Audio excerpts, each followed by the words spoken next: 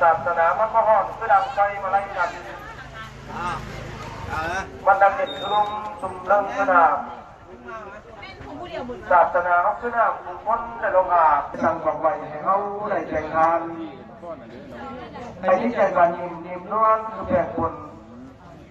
ท่านผู้ใดสั่งไว้ท่านให้แก่สงฆ์ขอเมืองสวรรค์อยากไปชมเทวาในบนอลงป่าอาจจะไปกันมีสิทธิ์มีหาให้เอามาทำทอดจังจะออกมาขึ้นเมื่อฝ่าดังประสงค์ท่านเป็นผู้โปรดหน้าลงตกอบายบอกไปยิงมือใต้อย่าที่ได้เปิดกันละเป็นเดินกระไถ่เอาออกมาไปที่มากมองพอองค์อินเจ้าฟังเด้อพี่น้องเด้อฟังกระสุนคนเท่าสาราศาสตร์ลอยลงมันมาไปตัวใหญ่กับพ้นกันผูกวัวทานผูกวัวบาเมื่อวานก็วันเป็นคนใจไหมก็กลายเป็นฝ่ายสายพัดนั่นคือเก่าย้ายให้พวกพี่น้องต้องทำต่างตนบุญเราก็หน่อยเนาะตั้งแต่เนื้อตลอดไปภาคกันต่างตนบุญ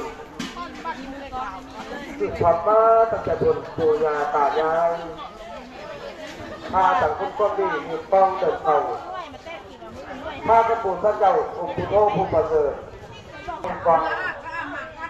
หวังให้โลกหมดนี้พ้นจากโอบานองค์สัพพนูคนบริจาคสละแห่งชีวิตตนกับเพื่อนคนทั้งหลายสละทานสุดติคนกันพิษคนป่าป่ามีมาตั้งแต่ก่อน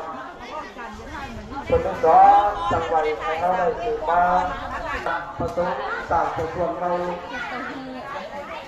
องค์ผู้พุทธเจ้าทำสิ่งของคุณมามันคือว่าบางตนต่างคนเขาแท้มันคือผู้พุทธเจ้าก็มีรถบุญที่สมัยก่อนบางผู้รับผู้น้องทำของพระองค์เป็นคำสอนของเขาคนในที่ทางไรวันนี้ไปมากกว่านิรภาพบัดบอลปะกันพระหอนเป็นคำสอนจริงให้เขาได้ใส่เดินเขาจะนอนรักษาลงไปให้มันเป็นเด็กชายไม้มันบอลรวยเนาะขนาดเนาะให้ถึงหวยลอตเตอรี่รางวัลหนึ่ง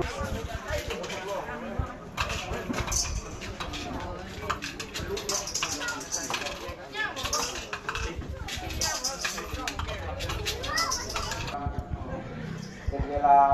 ล้างไปแล้วมันเป็นว่าตั้งน้อยชีวิตไปไปนอนไปนอนวันนี้ผู้ละจิตผู้ละตาผู้ละแดนสองแดนกับผมไปอยู่กันแล้วก็พักใจสบายเนาะอาจารย์อยู่นี่คณะกรรมการของเราในทับดูเห็นดีกับแล้วพ่อแม่ไอ้พี่น้องเขาไม่ได้พลังอันนี้ลงทุนกันต้องมาหน่อยเนาะ